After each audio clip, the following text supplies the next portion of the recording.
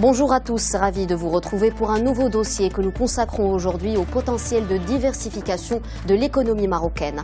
Une étude menée par le Haut Commissariat au Plan a identifié les nouvelles opportunités de croissance de l'économie nationale dans un contexte international compétitif. Pour en parler, nous recevons sur le plateau Madame Meriem Joubari, chef de la division de la modélisation au sein du Haut Commissariat au Plan.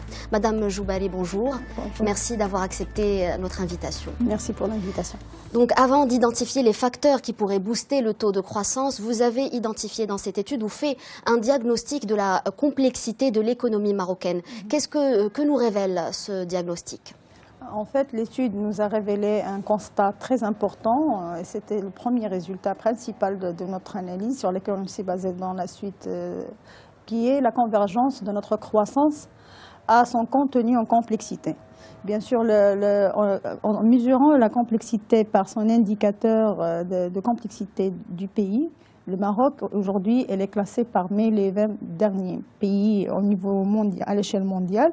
Et on a constaté, en se basant sur la théorie fondatrice de cette analyse de complexité, que le Maroc fait partie des pays qui ont une croissance qui encourt une certaine régression au niveau durant cette décennie.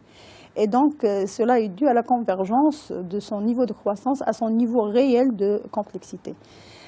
Puis, en allant plus loin dans l'étude, on a fait un diagnostic sur la dynamique de l'avantage comparatif dans les exportations depuis l'année 2000. Et on a constaté que le Maroc, jusqu'à maintenant, n'a pas pu accumuler beaucoup de capacités qui l'aident à exporter significativement des produits riches en contenu technologique. Donc, on a trouvé que la majorité de nos exportations sont des produits à la base primaire ou des produits de matière brute, avec quelques produits en contenu technologique bas. Le contenu technologique haut et moyen est très faible, a une part très faible dans notre économie. Et donc ça a été une des explications de la faiblesse du niveau de notre complexité économique, qui est moins 0,5. Donc c'est un niveau un peu faible. Donc plus le pays exporte des produits complexes de nature technologique, plus la complexité de son marché augmente. C'est ça pour simplifier aux téléspectateurs? Exactement, c'est-à-dire la complexité, pour un peu rapprocher le public du concept de la complexité, c'est la capacité d'un pays à utiliser ses capacités, c'est-à-dire son savoir-faire, ses connaissances technologiques, son efficience institutionnelle pour produire des produits et savoir aussi comment combiner déjà les capacités existantes pour produire de nouveaux produits et acquérir de nouvelles capacités. Donc, en gros, c'est ça la complexité. Mais donc, quels sont les points forts de l'économie marocaine? Quelles sont les opportunités qu'offre notre tissu productif national? Exactement, c'est-à-dire en allant vers la partie c'est-à-dire la deuxième partie de l'étude qui sont les opportunités, le Maroc, le tissu productif marocain aujourd'hui dispose d'un grand potentiel de diversification. Étant donné sa phase de maturité qui est encore n'est pas encore très avancée. Donc on a encore beaucoup d'opportunités à saisir, mais est-ce que ce sont des opportunités stratégiques pour le moment ou pas? C'était ça la valeur ajoutée de cette étude, c'est-à-dire qu'on a classé ces opportunités selon leur apport stratégique. Et donc pour les opportunités stratégiques spécifiquement,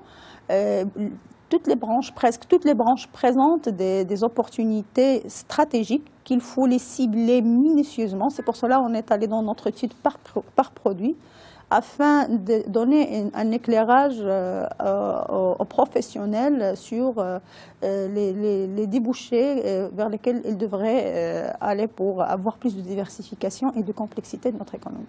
Donc, en tenant compte de l'ensemble de ces facteurs, quelle est selon vous la position du Maroc dans les marchés internationaux?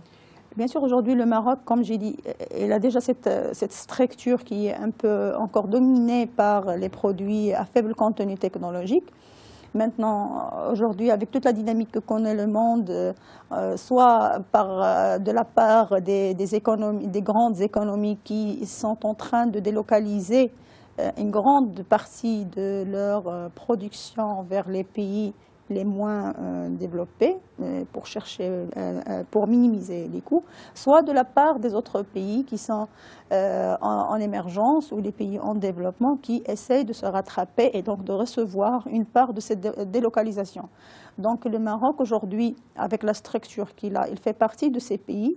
Mais si on ne prend pas en considération cette dimension de la complexité, on se trouve effectivement aujourd'hui avec des pays qui ont commencé à produire les mêmes produits qu'en ne produisant. Donc c'est ça ce qui diminue notre compétitivité en fait.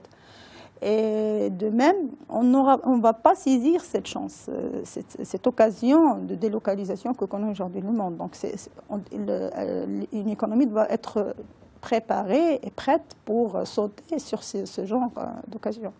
D'accord. Donc cette étude est désormais entre les mains des professionnels et des opérateurs économiques du Maroc. Pour quelles raisons vous avez mené cette étude? Est-ce pour enrichir le débat justement sur la question et sur la croissance future? Exactement, c'est-à-dire jusqu'à maintenant, on a eu l'habitude de parler du modèle de croissance, le modèle de développement marocain, c'est-à-dire faire des diagnostics, même c'est-à-dire le HCP il a mené beaucoup d'études dans ce sens. Mais aujourd'hui, on a proposé cette nouvelle approche pour enrichir le débat et donner de nouvelles dimensions à ce débat. L'approche complexité économique, en fait, elle fait participer tout le monde, c'est-à-dire le gouvernement, les professionnels, les chercheurs, les académiens. Et donc c'est une approche qui mène vraiment vers des recommandations réelles et efficaces. Sur quelle base vous avez mené votre étude et depuis combien de temps vous avez lancé justement ces recherches? En fait, cette étude a été lancée depuis 2012, mais c'était dans sa première version qui était une étude de diagnostic d'espace produit. Et en même temps, c'était là juste le temps que cette théorie a commencé à faire sortir ses premières analyses. Mais on a évolué avec l'évolution de la théorie, c'est-à-dire depuis fin 2014, l'analyse complexité a vu le jour. Et donc depuis là, on a appliqué au fur et à mesure les étapes de cette analyse sur le Maroc, en utilisant bien sûr des données à l'échelle internationale pour faire des comparaisons de benchmarking avec les autres pays. Merci beaucoup Madame Joubali pour ces éclaircissements. Je rappelle que vous êtes chef de la division de modélisation au sein du Haut Commissariat au Plan. Merci à vous de nous avoir suivis. Je vous souhaite une excellente suite des programmes sur Média TV.